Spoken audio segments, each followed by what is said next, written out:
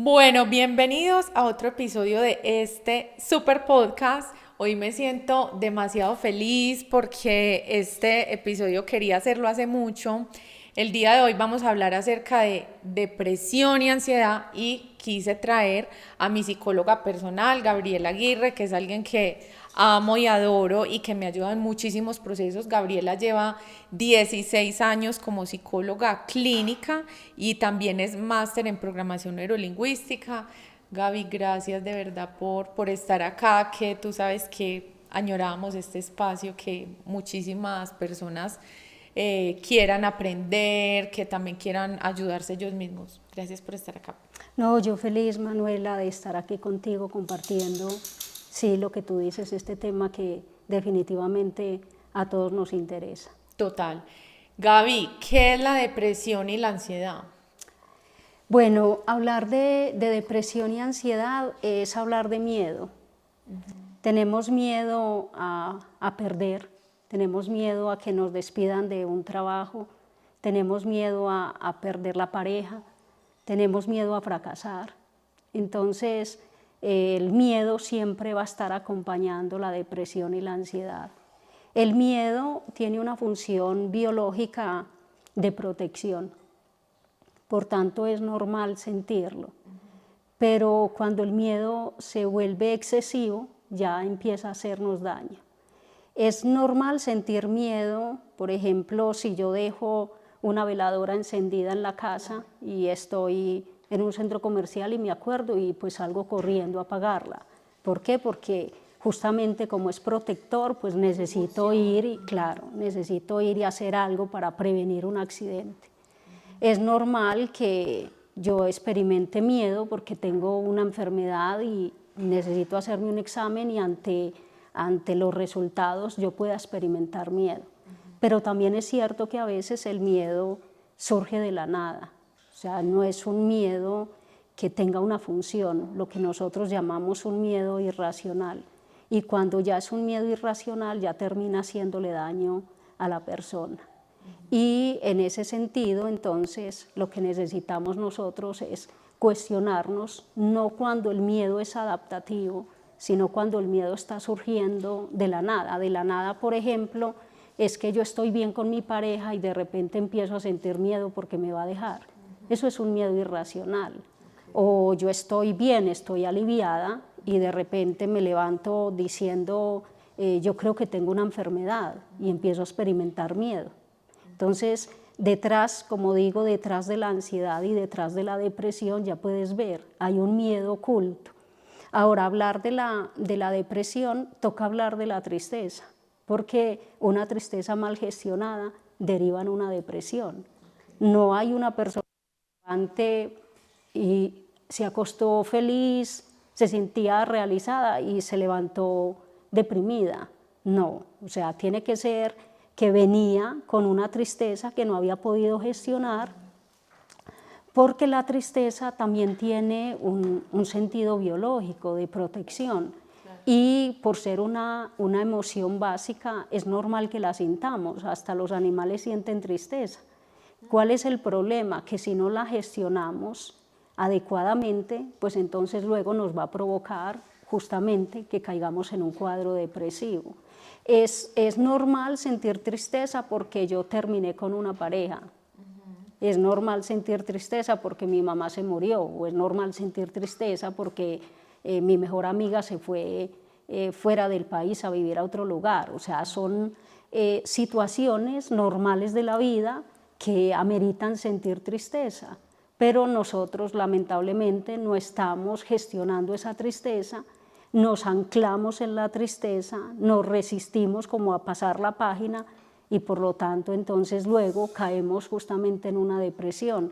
Y me gustaría para las mamás que están viendo el podcast o que te están escuchando, porque me estoy dando cuenta en consulta, sobre todo con los adolescentes, que vienen de hogares donde justamente la tristeza no se enseñó a gestionarse y vemos al niño llorando, inmediatamente le decimos no llore y tome el celular para que juegue.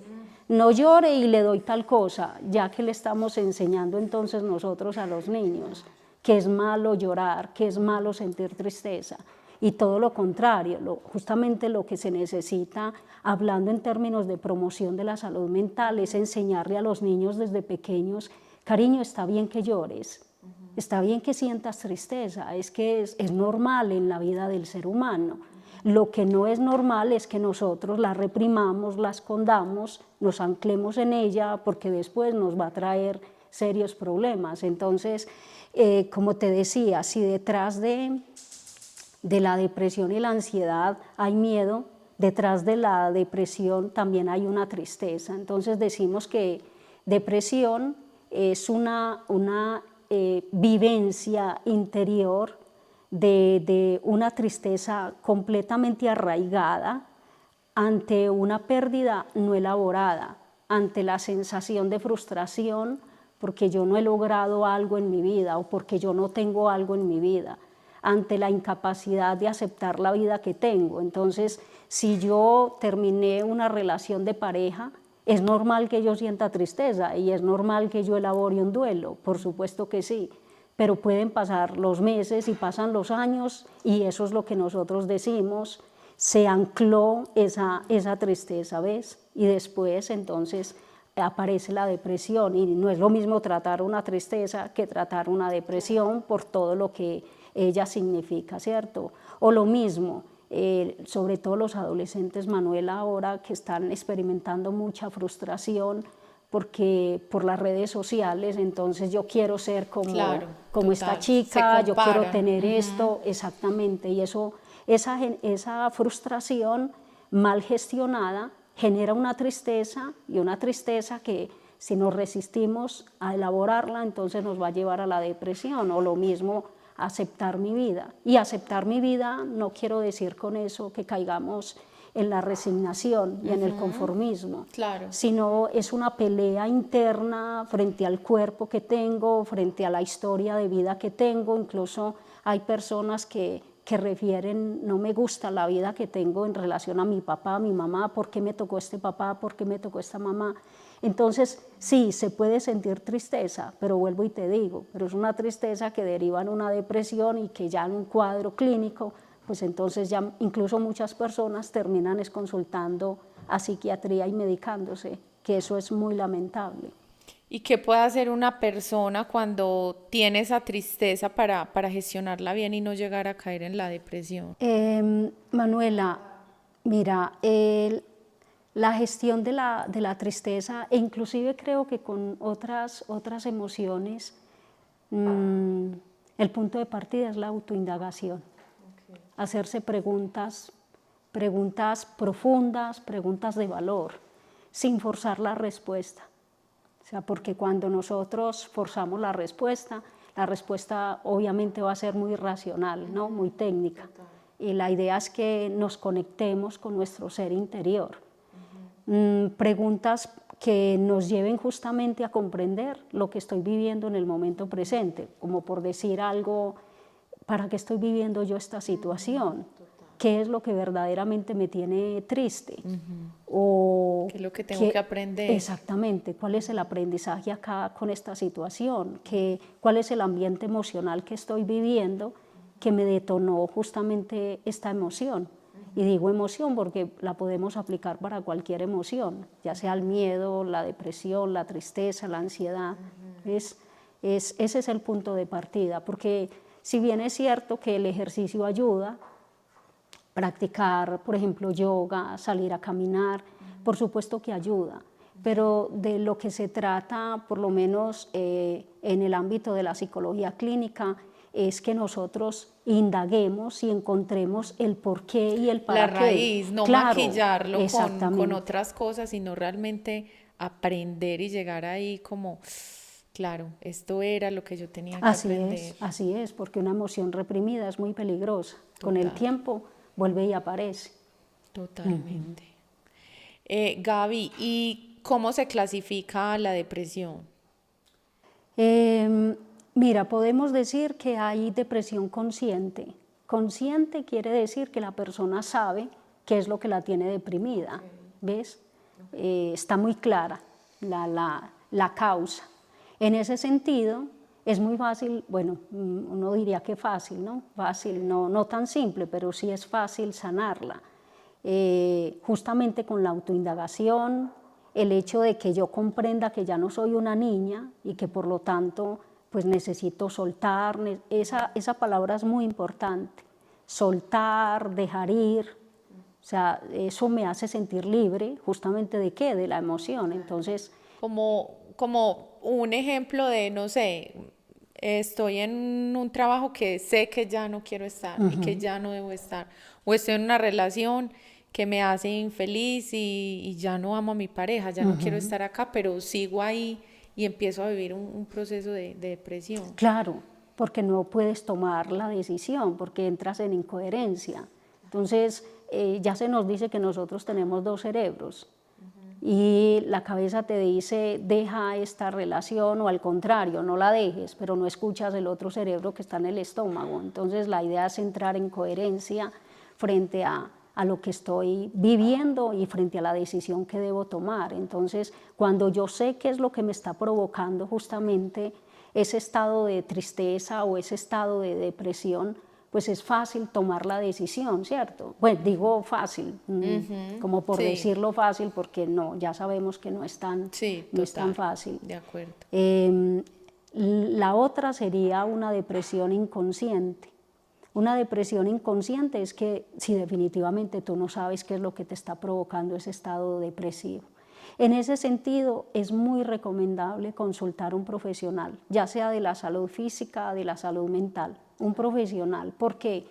Porque, Manuela, hay muchas veces cuadros depresivos a causa de una enfermedad, por ejemplo, una alteración de la tiroides. Un hipertiroidismo provoca irritabilidad y provoca un cuadro ansioso, y un hipotiroidismo puede provocar una depresión, por ejemplo. O, por ejemplo, la ingesta de ciertos medicamentos. Hay ciertos medicamentos que alteran la producción de serotonina, claro, y producen una alteración a nivel hormonal.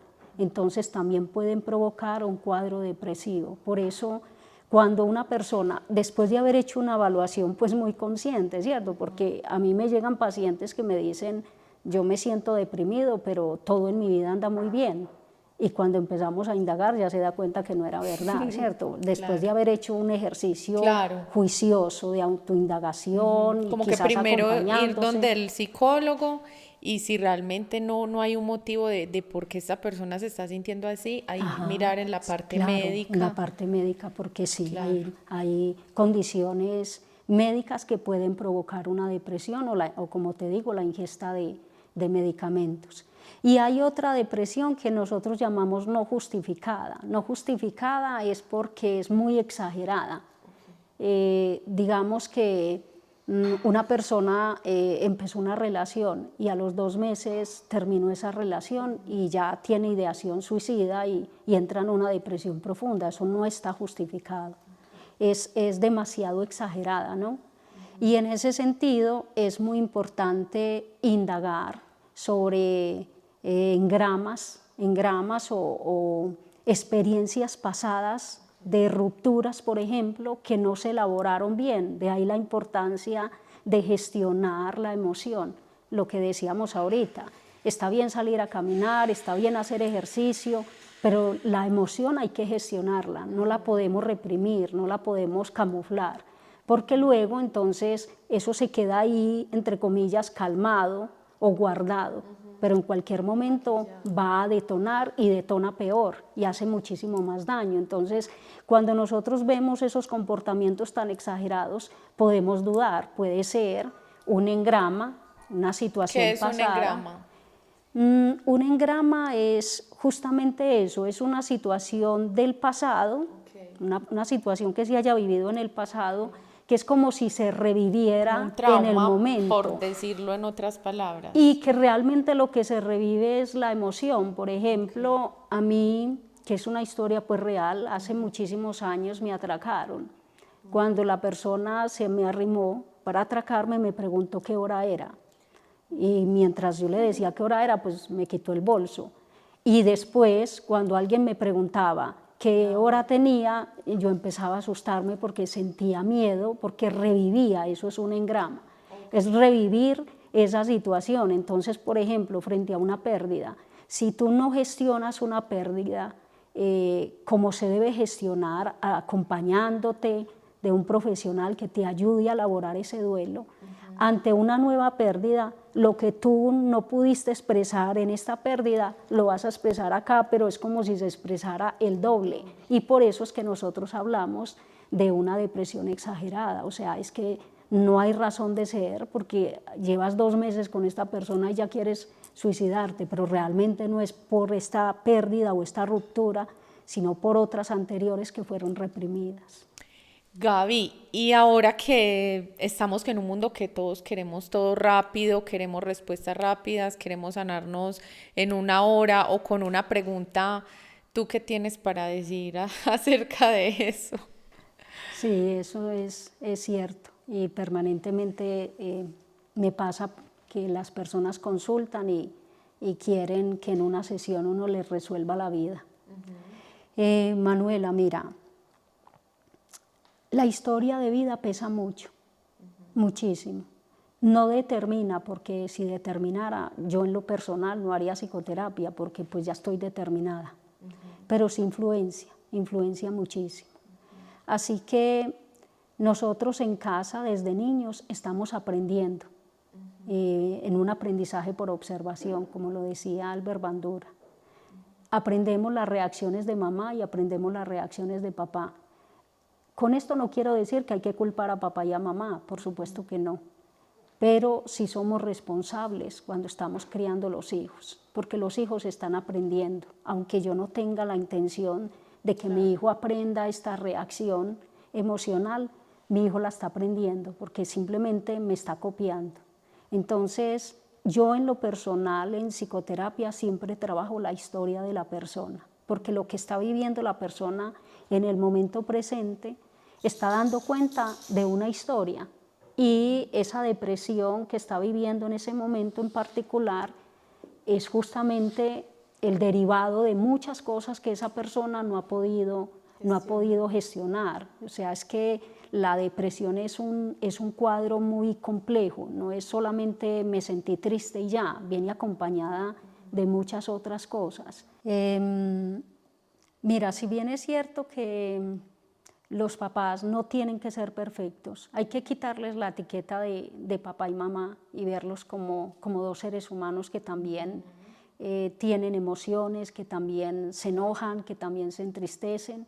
Y que tiene sus propias cosas que gestionar. Claro, por supuesto que sí, y que de hecho también arrastran con toda una historia. Total. Y que si esa historia no está completamente sana, pues de alguna manera también lo van a poner ahí en la crianza con sus hijos. Eso es cierto. Pero la verdad es que hay que tratar en lo posible de generar un ambiente en casa lo suficientemente sano, pensando en que ese hijo no se va a quedar pequeño, pensando en que ese hijo va a crecer.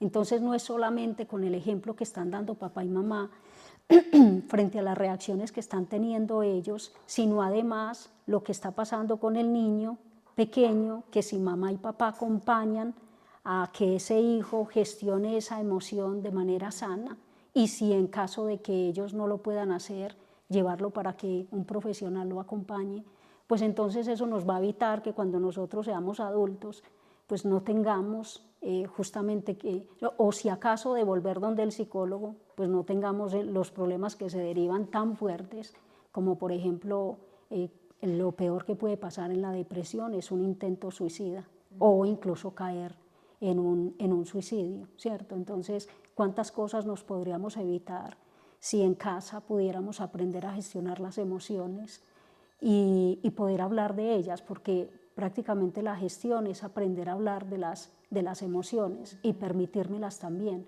Entonces, volviendo a la pregunta que hiciste, cuando van a consulta y quieren un remedio inmediato, incluso hasta respuestas o consejos, casi siempre piden, cuando una persona va y quiere resolverlo todo en una sesión, pide un consejo. ¿Usted qué me aconseja? ¿Qué hago frente a esta relación, o qué hago que en el trabajo no me estoy sintiendo cómoda. Eso es un consejo. No hay qué hago, sino qué está pasando conmigo para estar viviendo esta situación. Claro, no hay aprendizaje. Exactamente, que no hay aprendizaje. Gaby, ¿cuáles son los síntomas de la depresión? Mira, lo primero es la tristeza, y lo que decíamos, tristeza mal gestionada que lleva a una depresión. Pero también es... Hay un tiempo de pronto que yo diga, es que ya llevo, no sé, un mes tratando de superar esto y no puedo. O sea, hay como el tiempo es determinante en estos casos. Sí importa mucho, pero también va a depender de la persona. Okay. Va a depender de la persona. Para algunas personas se hace más fácil elaborar una pérdida, elaborar una ruptura, que para otras. Y eso tiene que ver mucho con la personalidad. Pero, por ejemplo, si una persona lleva 2 meses, 3 meses llorando y se la pasa llorando casi que diario, tiene que pedir ayuda, ¿cierto? Pero alguna vez me llama una mamá a pedirme cita para su hija y me dice que necesita que le atienda a la hija porque está llorando, y le digo, ¿y qué pasó? Y me dice, terminó con su pareja. ¿Y cuándo terminó? Ayer.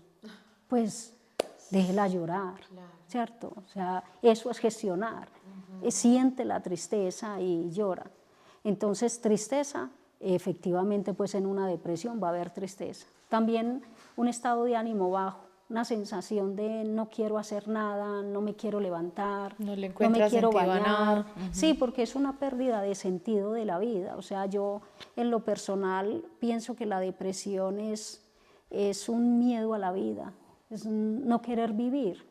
Y en ese no querer vivir hay una sensación de impotencia, hay pesimismo, irritabilidad. A veces nosotros, ante una persona que se irrita fácilmente, pensamos en una persona que se enoja fácilmente, pero detrás de esa emoción hay miedo y hay mucha tristeza. Mucho sufrimiento. Mucho sufrimiento, total. Así es. ¿Y qué es lo que sucede con estos síntomas? Que pueden derivar justamente en síntomas físicos, como migraña, una gastritis, por ejemplo, problemas gastrointestinales casi siempre se experimentan cuando hay una depresión, un colon irritable, dolor de espalda, dolor de cuello, o por ejemplo el insomnio, porque la persona, si no se está alimentando bien, está durmiendo entonces mal, ¿cierto? Es una pérdida de sentido de la vida. Gaby, bueno, y si sé que estoy sintiendo todo esto, ¿qué actitud tomar? ¿Qué actitud tomar ante la vida, ante la depresión, ante estas sensaciones? A ver, yo creo que la vida es hermosísima y siempre nos da como mínimo 2 opciones, como mínimo frente a todo. Una actitud puede ser actitud de víctima, porque a mí, que es la pregunta que suele hacerse la persona que está en esa posición de víctima, porque a mí. De hecho, por ahí hay un libro que se titula ¿Por qué le pasan cosas malas a la gente buena? Y no hay gente buena ni hay gente mala. La gente está actuando desde su nivel de conciencia. Entonces, si yo asumo esa posición de víctima, es muy difícil salir de ahí. Ahí es donde hay resistencia.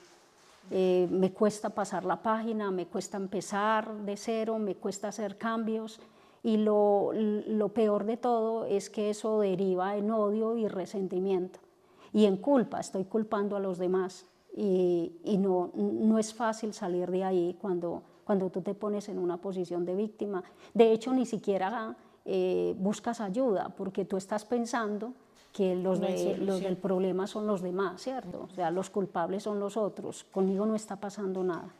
O la segunda sería una posición más desde la humildad, desde el aprendizaje, desde el agradecimiento, que obviamente yo entiendo que no es fácil, porque en lo personal también he vivido situaciones difíciles y sé que eso no es tan sencillo. Ay, bueno, gracias a Dios mi mamá se murió. Y la segunda sería entonces asumir una posición de humildad, de agradecimiento, de aceptación, de aprendizaje. Ya la pregunta ahí no es por qué me está pasando esto, siendo yo tan buena o sabiendo que yo no me he equivocado o demás, sino para qué estoy viviendo yo esto, cuál es el aprendizaje, qué necesito ver para poder resolver esta situación, ¿cierto? Y yo creo que tú eres el mejor ejemplo de eso. Sí, yo lo veo como qué nueva versión requiere la vida de mí, porque pues a mí me ocurrió y ahora que tú dices eso de la actitud y cuando yo empecé a ir donde muchos psiquiatras y todo, su respuesta siempre era, listo, tú eres depresiva y yo automáticamente me victimicé y hasta me justifiqué en muchas de mis acciones, en muchas de las cosas para incluso también llamar la atención o no tomar sencillamente responsabilidad de mi vida. Y a mí cuando me llegó un médico que tenía una actitud muy diferente, que llega y me mira a los ojos y me dice, tú no eres depresiva, sino que estás teniendo un momento de depresión, empieza a hacer ejercicio, no tomes más pastillas para dormir, no consumas licor, drogas, estimulantes, café, porque era lo que en ese momento me estaba también afectando mucho. Y yo llegar y ver que una persona por primera vez ya no me estaba poniendo la etiqueta de depresión y que me empezó como prácticamente a programar y decir, no, es que usted en 8 días se va a empezar a sentir diferente. Y literal, para mí todo esto que yo viví y que gestioné ha sido un regalo. Ha sido un regalo porque me convierte en la mujer fuerte que soy hoy, en la mujer resiliente, en la mujer llena de coraje, que no se quedó ahí y que pudo ver que todo esto simplemente que yo viví era una preparación para irme formando. Y creo que la gran diferencia fue que justamente pediste ayuda. Hay que saber cuándo pedir ayuda. No todo lo podemos gestionar solos y para eso hay personas profesionales que pueden acompañarme, porque hay muchas personas que se quedan justamente con esa consigna, yo puedo solo o yo puedo sola, y ya sabemos que no es así. Ya la historia nos lo muestra con muchas personas que han terminado muy mal, entonces hay que saber pedir ayuda. Yo creo que eso marca una gran diferencia también. Lo que tú dices es esa humildad de yo saber que hay personas que tienen este conocimiento o tienen esta experiencia, ir a tocar una puerta y decir, precisamente es esa actitud de qué es lo que tengo que sacar de esto. Bueno, sí, tengo que cuidarme por este lado, si tengo que tomar otra actitud, o si lo que tenga que hacer, pues voy buscando esas respuestas donde sea que haya que encontrarlas, sea en un médico, sea en mis cambios de hábito, o sea también con el acompañamiento de medicina, si esa persona realmente lo llega a requerir. A necesitar. Así es, y la humildad también es reconocer que yo no soy un proceso terminado, yo soy un ser humano, todos los días estamos cambiando, yo soy un ser humano que se equivoca también, yo soy un ser humano que comete errores. Entonces a veces la resistencia da cuenta de eso, es que me cuesta mucho verme, es más fácil ver lo que pasa con los demás, pero verme a mí misma requiere mucho coraje, muchísimo. Eso es humildad. Gaby, ¿y qué tan conveniente es la medicación? ¿Tú qué piensas acerca de esto? Hay casos de casos. Hay casos en que definitivamente se requiere la medicación, pero no automedicarse, y hay que tener mucho cuidado con eso. Hay que asistir donde un psiquiatra. Para eso es el psiquiatra, es un médico especializado en farmacología. Y en ese caso, pues, si una persona está con el síntoma demasiado elevado, en exceso, y se corre peligro, porque la palabra es esa, que se corra peligro, es necesario medicar. De lo contrario, es muy lamentable que hoy casi que todo el mundo está recurriendo es a la medicación, por cualquier cosa. Por cualquier cosa se están medicando. Lo grave de la medicación sin necesidad es que con el tiempo puede generar justamente una adicción, una dependencia. Entonces, la pregunta es cuál es la diferencia entre consumir fármacos y consumir alucinógenos, porque casi que es el mismo efecto, ¿cierto? Es es un efecto, entre comillas, placentero. Y va a ser muy difícil cuando una persona empieza a depender del medicamento que lo deje, ¿cierto? Y en ese caso, lo que yo sugiero cuando me consulta una persona que está medicada es que en la medida en que la persona va comprendiendo lo que le está pasando en su mundo interior, para que aparezcan los síntomas, en este caso pues los síntomas que acompañan una depresión, en la medida en que la persona va comprendiendo, cada vez va necesitando menos el medicamento. De hecho, lo va entendiendo. ¿Eso te pasó a ti? Sí, algo que yo recomiendo desde mi experiencia es que primero vayan donde el psicólogo. Primero haya como esa evaluación, si realmente es algo de actitud que yo puedo gestionar, que yo tengo que aprender, y ya si el psicólogo lo considera, lo mande donde el psiquiatra, porque voy a ser muy honesta, pero lo que a mí me pasó también era que me mandaban pastillas por mandarme y no me solucionaban nada o no me daban una luz de qué hacer con mi vida o qué era lo que hemos hablado, qué es lo que esto requiere de mí, qué es lo que yo tengo que aprender. Y si yo no hubiera llegado a ese punto donde ya me dijeron, venga, pare con las medicinas, yo creo que hoy en día yo seguiría dependiendo de medicinas para dormir, dependiendo de un montón de fármacos que incluso me causaron, me sacaron secuelas, porque yo tengo incluso temblor y muchas cosas que ya sé que no se me van a quitar porque realmente se me afectó el sistema nervioso. Sí, fíjate que hoy como que la moda es justamente eso, es tomar antidepresivos, ansiolíticos, sobre todo porque, por eso te decía que esto es un tema que definitivamente se está volviendo una pandemia. O sea, casi que todo el mundo está consultando por depresión y ansiedad.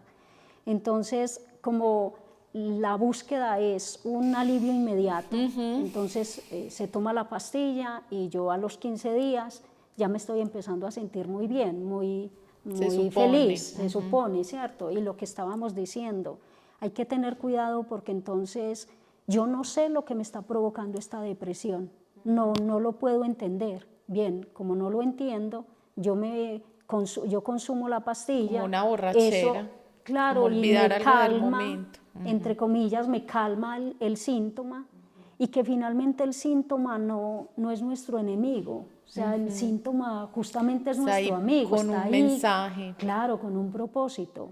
El síntoma es el inconsciente que está hablando y te está diciendo, hazte cargo de aquello que no te has hecho cargo, ¿cierto? Entonces, si yo consumo la pastilla, calmo al síntoma, lo callo.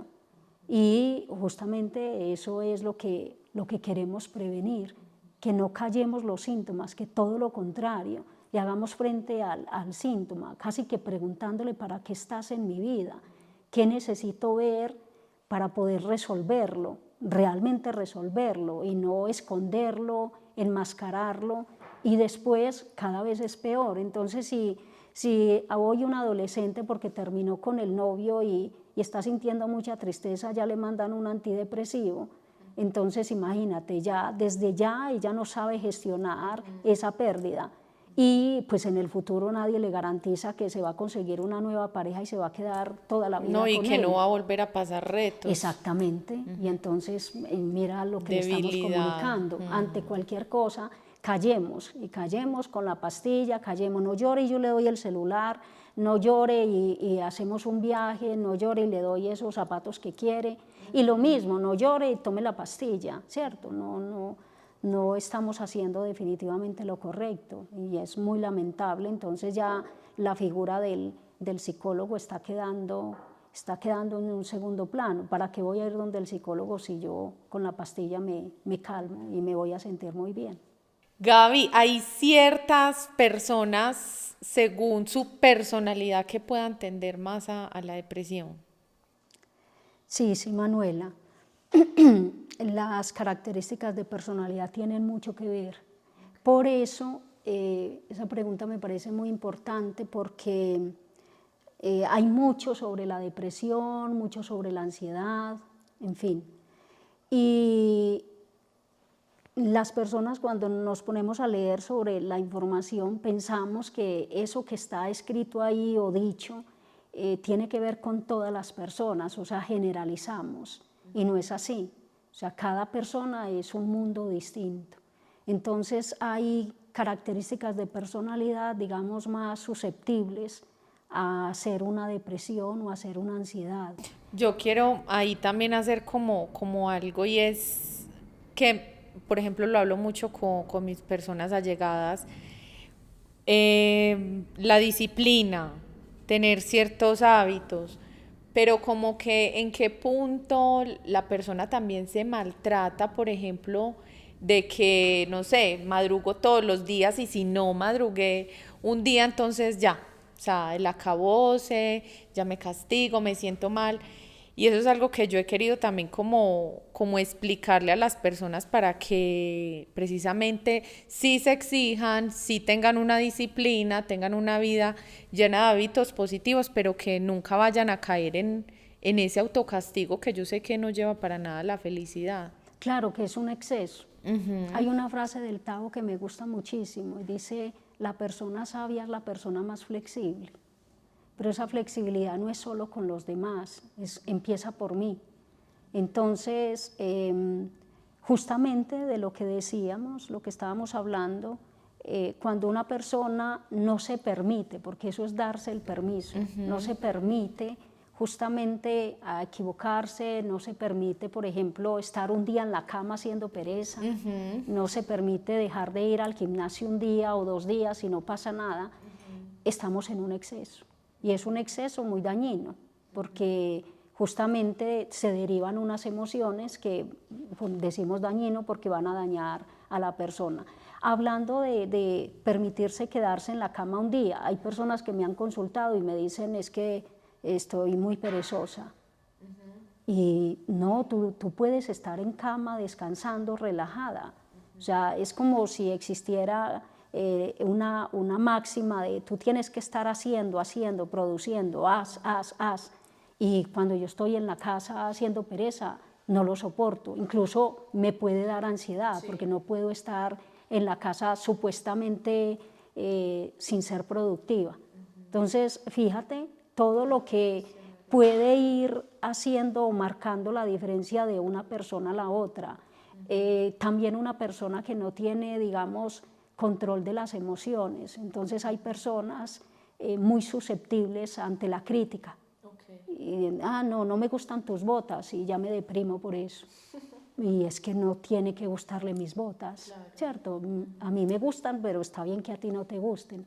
O me resiento fácilmente, entonces por cualquier cosa que me digan, entonces yo ya no le vuelvo a hablar a esa persona y lo llevo incluso a un extremo, que es un extremo, siempre la depresión es contra mí, es que ni siquiera es con el otro, es contra mí.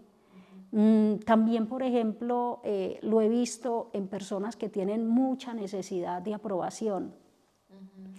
En esa necesidad de aprobación se cae en una incoherencia.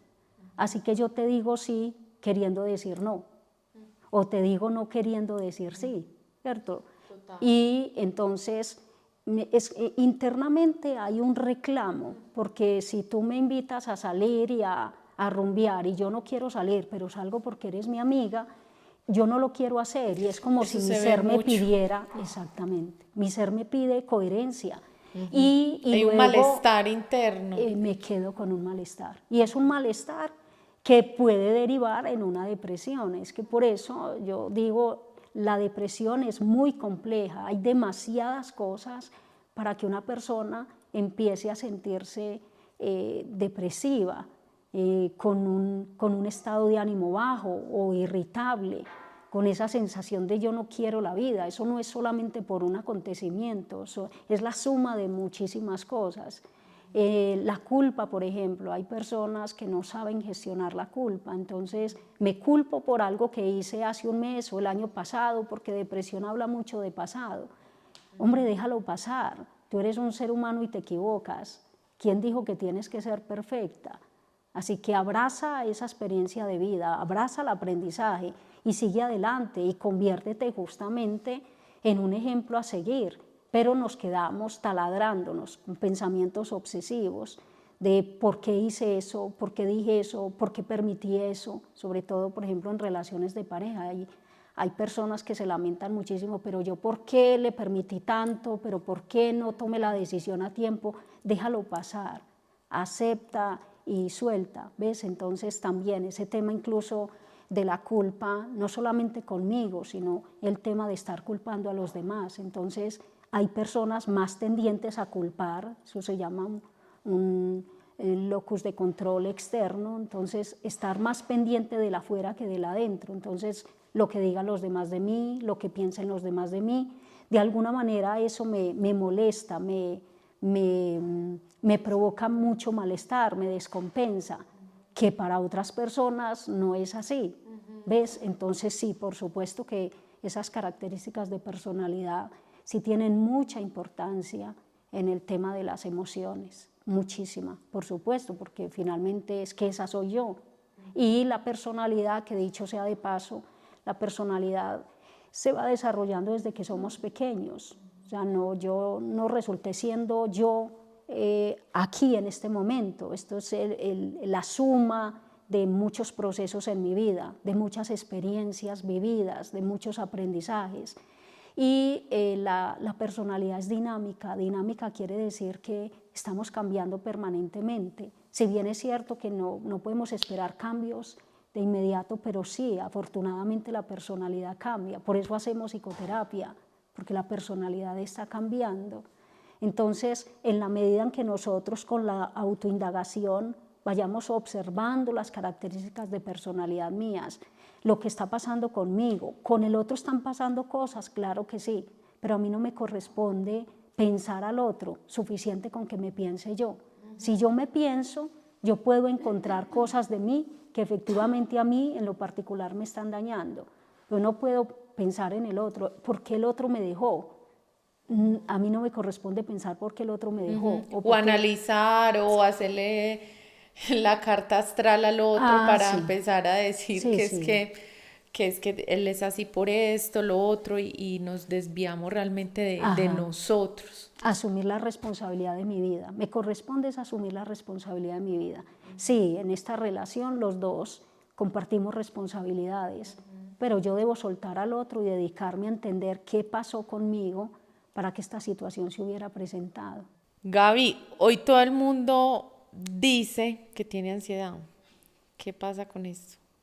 Sí, ¿Es sí. real? ¿Es una emoción? ¿O no es normal sentir ansiedad? ¿Qué es lo normal? Manuela, yo quisiera hacer una claridad con respecto al estrés. El estrés es una respuesta ante un estímulo externo o ante un estresor que es real. Por ejemplo, es real sentir estrés porque me despidieron de mi trabajo. Ahí hay un estresor real. O que yo sienta estrés porque tengo una deuda y ya se vence el plazo para pagarla y no tengo el dinero. Eso me genera estrés, eso es una respuesta, incluso es una respuesta hasta fisiológica, se puede sentir en el cuerpo. Mientras el estresor persista, o sea, el problema, la dificultad persista, el estresor, ¿qué es el problema? El no tener empleo, la deuda, la enfermedad. Eso va a hacer que justamente la respuesta que emite el cuerpo o el organismo pues persista. O dicho de otra manera, si el estresor ya no está, porque ya conseguí trabajo, porque tengo el dinero para pagar la deuda, porque fui y me hice el chequeo médico y afortunadamente no tengo nada, ¿ves? Desapareció el estresor. Por lo tanto, entonces, si desaparece el estresor, desaparece la reacción, el estrés como tal. En el caso de la ansiedad, y esto lo digo para que muchas personas que lo confunden, estás estresada, no estás ansiosa. Sí. En el tema de la ansiedad no tiene un estímulo, o por lo menos no tan claro. De repente la persona empieza a sentirse ansiosa, con inquietud, con nerviosismo, sudoración, taquicardia, sensación de ahogo, incluso insomnio porque se presentan mucho los pensamientos intrusivos o obsesivos y no hay una razón aparente, incluso es una respuesta del cuerpo muy, muy exagerada. Entonces diríamos que la ansiedad es como un estado de alerta en la que te pone el organismo porque lee una situación como peligrosa, pero a la larga es una situación que se está leyendo como peligrosa más desde el imaginario, porque no está pasando nada. O sea, la persona puede dar cuenta, ¿no? Cuando se le indaga, pero está pasando algo en estos momentos en tu vida que te genere esta ansiedad. Y no, últimamente me he estado sintiendo angustiada, tengo miedo a enfermarme, tengo, por ejemplo, después de la pandemia, fue, digamos, muy normal que apareciera síntomas de ansiedad porque tengo miedo a enfermarme, porque eso nos cogió a todos desprevenidos. Y el miedo al futuro. Claro, porque ansiedad se relaciona muchísimo con futuro, entonces, ¿qué va a pasar de mí?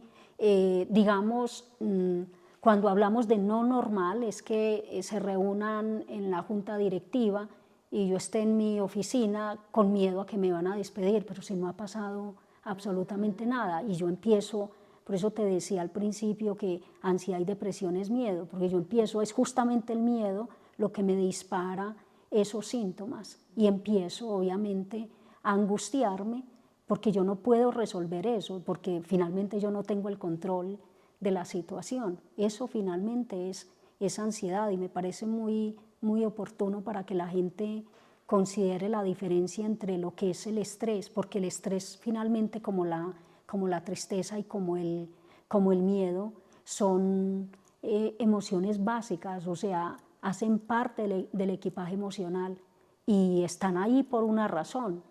Pero cuando aparece, por ejemplo, en el caso de la ansiedad, fíjate que lo que termina es impidiéndole a la persona seguir avanzando en la vida, porque la paraliza, porque de hecho la ansiedad la experimentan los animales. Si tú ves documentales, animales, por ejemplo, el animal que está comiendo está experimentando cierta ansiedad porque es un temor a que venga alguien y me quite lo que me estoy comiendo, mi bocado.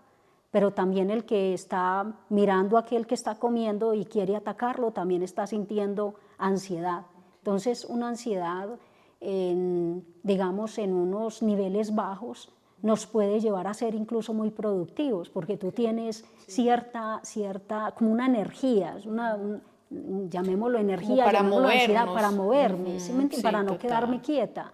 Entonces, digamos que eso me puede permitir ser mucho más productiva, mucho más efectiva, incluso hasta más creativa, porque yo quiero resolver algo en mi vida y tengo un poco de ansiedad, que se siente bien, porque quiero lograr cosas y me levanto entusiasmada, hay algo de ansiedad, pero ya cuando la ansiedad te paraliza, ya estamos hablando entonces de una emoción que es dañina, que me está dañando, porque no me está permitiendo hacer lo que yo debo hacer en mi vida. Cuando nosotros en psicología clínica hablamos de emociones que nos están dañando es porque efectivamente me están afectando varias áreas de mi vida o todas las áreas de mi vida. O sea, una persona que está viviendo un cuadro de ansiedad o un cuadro depresivo, le va a costar desempeñarse en diferentes áreas de la vida, laboral, académicamente, en la relación de pareja. A veces incluso la persona experimenta,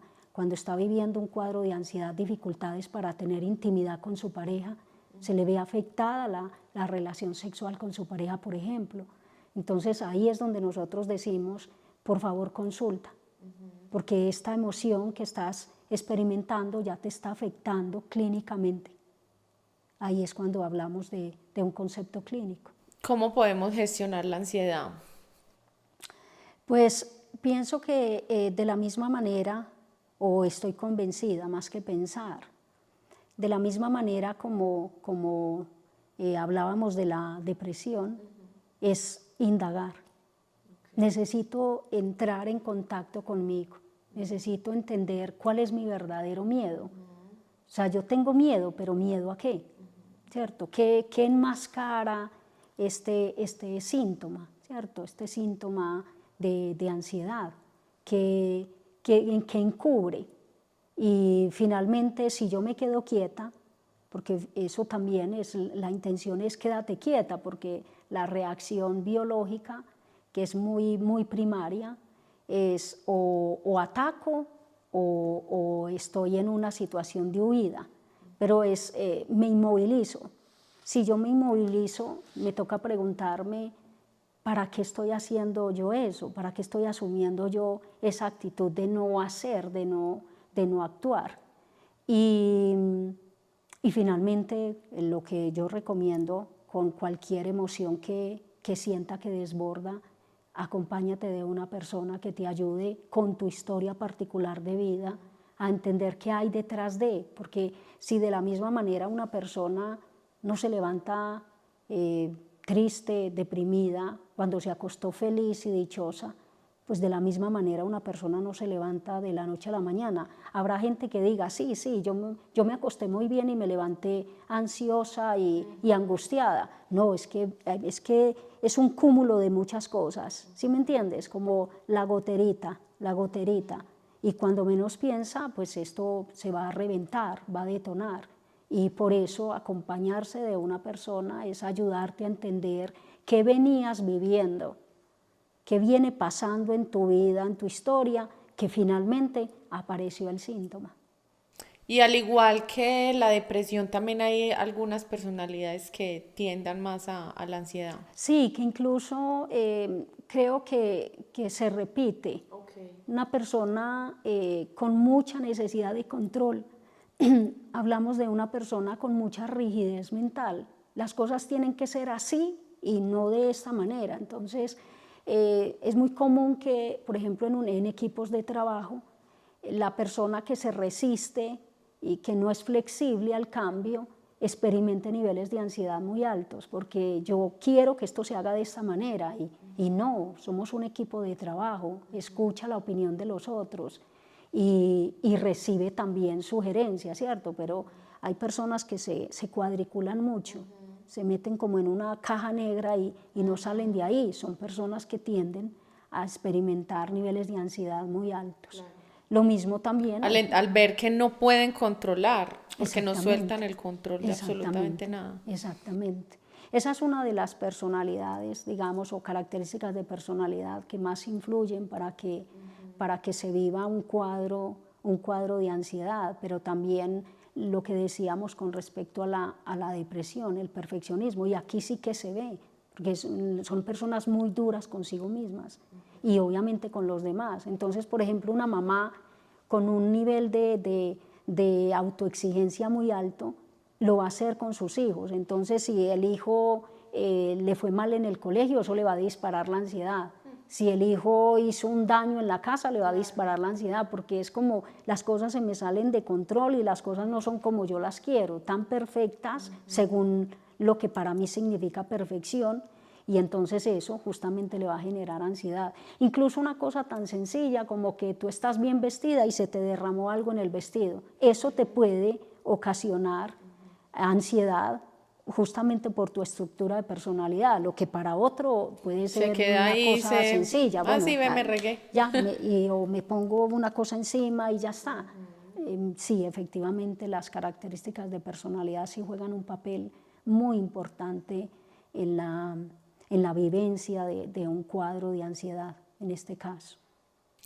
Gaby, y para terminar, ¿qué le podemos decir a las personas que en este momento se han sentido identificadas con la depresión y la ansiedad? ¿Qué consejos les podríamos dar?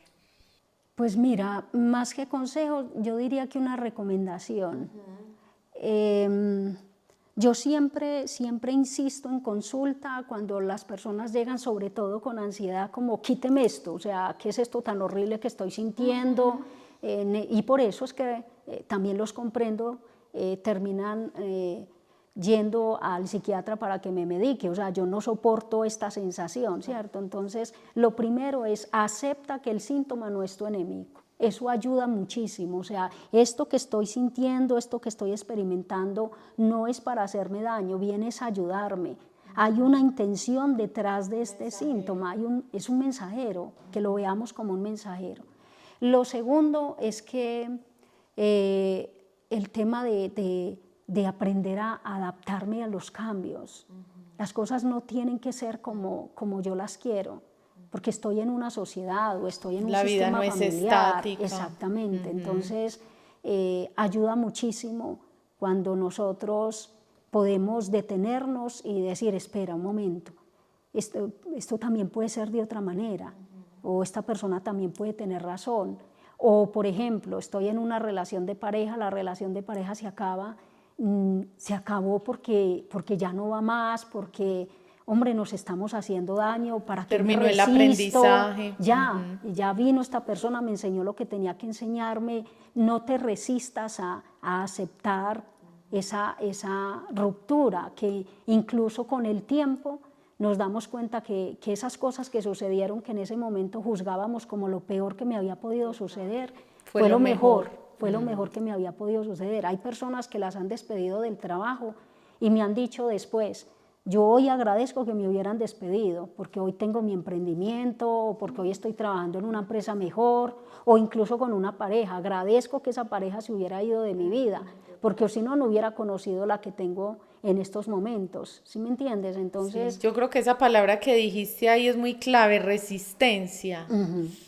Sí, Qué fuerte. Y que hace muchísimo daño. Total. Eso es a nivel psicológico, una resistencia psicológica, psíquica, y que se va a manifestar afuera y se manifiesta como nuestro peor enemigo. Y por último, que no olvidemos que hay que todo el tiempo hacer ese ejercicio de hablar conmigo, de interiorizar, de dudar de mí. El peor enemigo se esconde dentro de nosotros, somos nosotros mismos.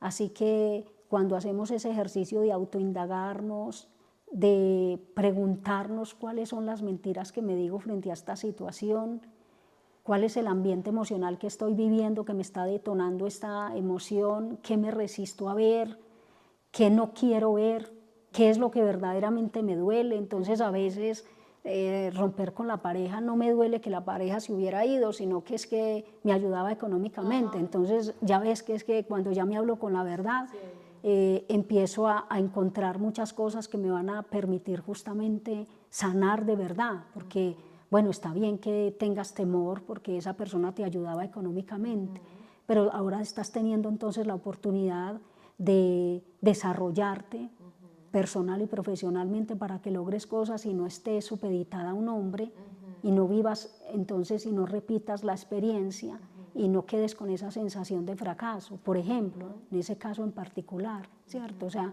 ¿qué es lo que verdaderamente me está doliendo? ¿A qué me resisto yo frente a esta situación?